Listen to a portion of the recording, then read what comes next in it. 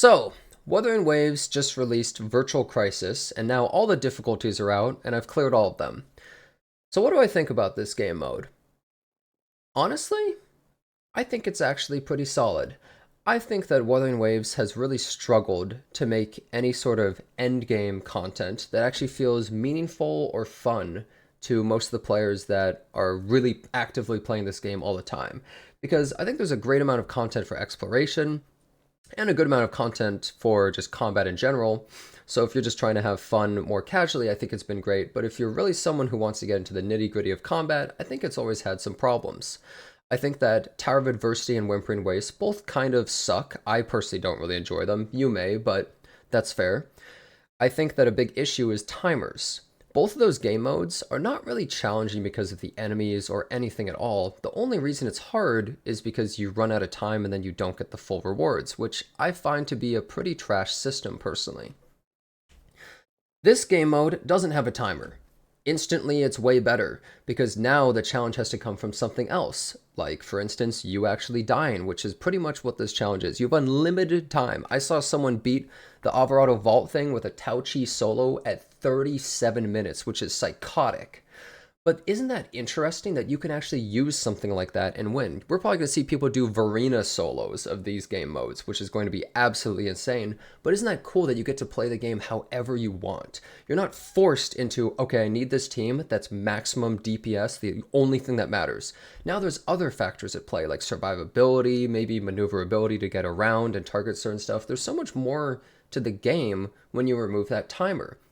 And I think this game mode handles it pretty well too, because they have all these stress modules, so you can customize the difficulty. Obviously, you kind of want 30 at most, so maybe in the future they'll be able to modify it so that, let's say 30 is the max, but there's more than 30 total you can grab, so you can more customize what kind of fight you want to experience. I think they could do a lot of really cool things with these stress modules, like maybe even adding multiple bosses or more waves of enemies, etc., right?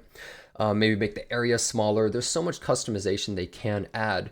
And what's interesting about this is essentially the same way they tested the Whimpering Waste game mode. They made the pincer movement mode, which I'm going to be real, people didn't really like that much. And then they turned into Whimpering Waste, which is a way better version of pincer movement, but it still kind of sucks in my opinion. I think a lot of people were really frustrated with it recently with how overtuned it was as well. But they're doing the same thing with this. So if this is the testing grounds for the game mode that will eventually be added, assumingly permanently, then I think they've done a pretty great job. It feels like it kind of works out for everybody because they have the stress modules, but then they also have these support modules so you can make it easier as well. I think it's a really good idea to have this kind of customization. I think people also like randomization, so if they added sort of RNG elements, sort of like Elusive Realm, that could be great, where you get random modules, maybe that could be fun.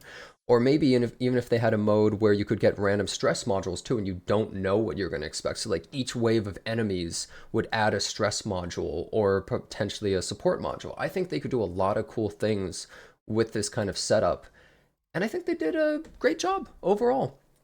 I'm very critical of endgame content, and this mode, it isn't the best thing I've ever seen in my entire life, but I think it's a great start to what they can do. The bones are there, the structure for a really great game mode. I still think Hologram is the most fun in the game, and maybe Elusive Realm as well. I think those two modes, most people love at least one of them and think is amazing. However, lots of new players have never even played Elusive Realm because they don't seem to want to bring it back for some reason. Hopefully revamped soon. But I think that this game mode seems good. I think it completely blows TOA and Whimpering Waste out of the water. I think both of those are trash game modes for an endgame player. And I think this mode is way more interesting. As you can see, I soloed 3 of them with Brant. This one is ridiculous to solo with Brant. Or without coordinated attacks at all. But obviously, if you can solo it, then the fight isn't that insanely hard. And they weren't the most difficult thing I've seen, but hopefully in the future, they'll add more stress modules, add more complexity, and maybe it will be a little bit more difficult. And I think everyone overall will have a lot of fun with this type of mode. I really hope that Wuthering Waves starts to go a little bit more in this way. And something I've talked about a bunch is they had that recent survey where they talked about do you want like a dorm system or like a housing system and other things like that, and a lot of people are really excited about that, and that's fair. I know people like that kind of stuff, but how I see it is I believe the purpose kind of Wuthering Waves, of why people play it, are the gameplay, like the combat, the exploration, and the story. I would say those are kind of the three main facets, and maybe like the waifus and husbandos is number four, right? I don't think there's many other reasons that people play this game. And so I think they should try and focus more content on those four facets of the game rather than adding like tons of little mini games and other little things. Like, let's pretend they added a mode where you play a TCG. Some people might be like, wow, I love TCGs, this is so cool. But I kind of see it as, well, that's not really why people are playing the game. So some people will enjoy it 100%, but I feel like so many people who are playing the game for certain reasons, it doesn't really do much for them. You may as well just go out and play a TCG instead, is kind of my feeling. So I really hope that Wuthering Waves focuses more on these kinds of things, the things that really highlight the strengths of the game, like the combat, like the exploration, like the wings enhance the combat. They enhance the exploration. This enhances the combat. I would really like to see them do more of that. And 2.2's story definitely enhanced the story, by far the best story in the entire game, and I think everyone kind of enjoyed it way more than everything previously, with amazing music, amazing visuals, cutscenes, everything. I think Wuthering Waves 2.2 update overall has been pretty damn solid, and honestly, the best part about the whole update, more than the story, more than this game mode, more than the free astrates, any of that, it's only 1 month long. That's crazy that they're accelerating their schedule to this degree. They're either really confident or they're going to have to stall a little bit later down the line. I suppose we'll see. But I think that Kuro Games has really been doing a solid job recently. I'm excited to see what comes up ahead, because we're about to have the anniversary, and they're probably going to give a lot of free stuff out. And Zani and Chacona, however you say her name is coming out as well. I think that Wuthering Waves had really big shoes to fill overall, because, let's be real, it's derived from Genshin Impact.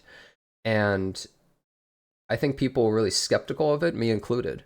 But I think they've been kind of getting better each patch. Like, each patch has been showing off more and more what they can do, and it's kind of surprising at the pace they're able to release some of this stuff.